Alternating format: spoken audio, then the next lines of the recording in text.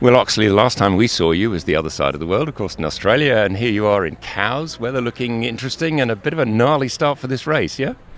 Yes, the UK is living up to its name. It looks like the start maybe 20, 25, but by the time we get out to the Needles, we're expecting the breeze potentially into the 30s with gusts stronger than that.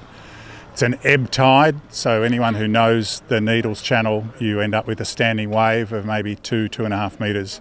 It's one of the roughest small stretches of water you're trying to deal with lots of short tacking to get out there.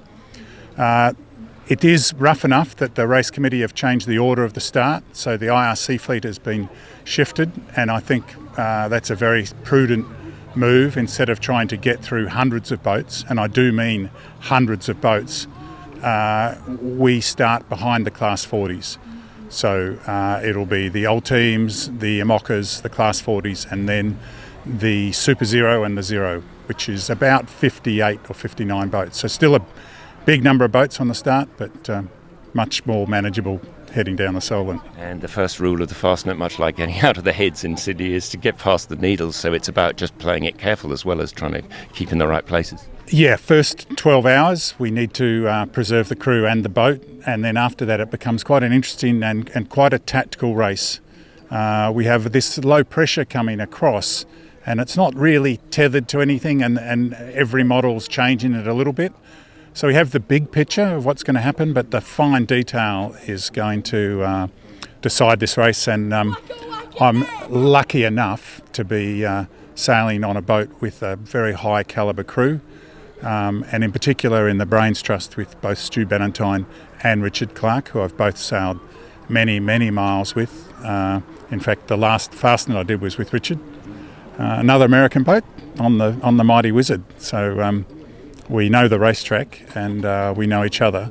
And Chris has put together a very good team, and we look forward to keeping the boat together for the first 12 hours and then hopefully a solid race. We talked about this as sort of just having to work on the fly once you get into these really complex weather patterns. That's obviously the Brains Trust, it's all the grid files, it's all the info you're getting in, and presumably it's still the same thing anywhere in the world, keeping your eyes out of the boat, yeah? Yeah, very much. And so we've been watching very closely the models evolve all week, and it is about using all the weather observations that you have and using the rest of the fleet as weather observations, and having sort of rules, because those who have looked at the course closely, those that are watching on the tracker will see, but by the time we get to Land's Ends, there's a multitude of traffic separation schemes that we have to avoid. So there's some big decisions to be made about which side of those you go, and once you've committed, you've committed. And so that's a key part of the race where different decisions will be made.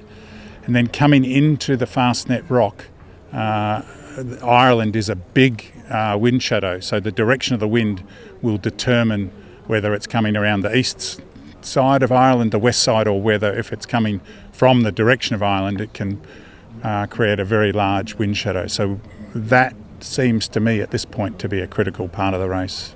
And tell us a little bit about the last part, because it's quite complex coming up through traffic separation off Cherbourg and the arrival. You've got all sorts of tidal issues going on there. What's the tactic there?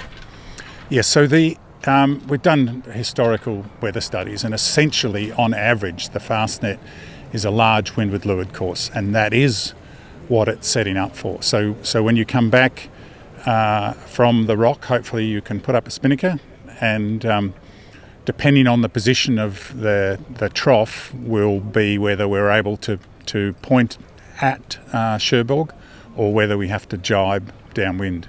And it's about just paying attention to where the ley lines are for the various sides of the traffic separation schemes. And then coming the final part, you get close to the Alderney race and the Channel Islands, and they're well known for extremely strong tides. What is interesting, if it's light air, it can be if there's very little wind, if you've got 4 knots of current against you, you have actually got some wind. So it's a challenging thing which you have to pay careful attention to. So that all changes apparent wind as well, presumably, so your sailing angles and VPPs. And again, that's an option where there are two choices. You may notice the faster boats going to the English side. There's a large TSS there, the Cascades, and you have to make a choice. And so if you think the tide's going to be hard against you, you may well choose to go north of the Cascades in a little bit more wind. Another split in the fleet. So lots and lots of decisions. You're going to be a busy man.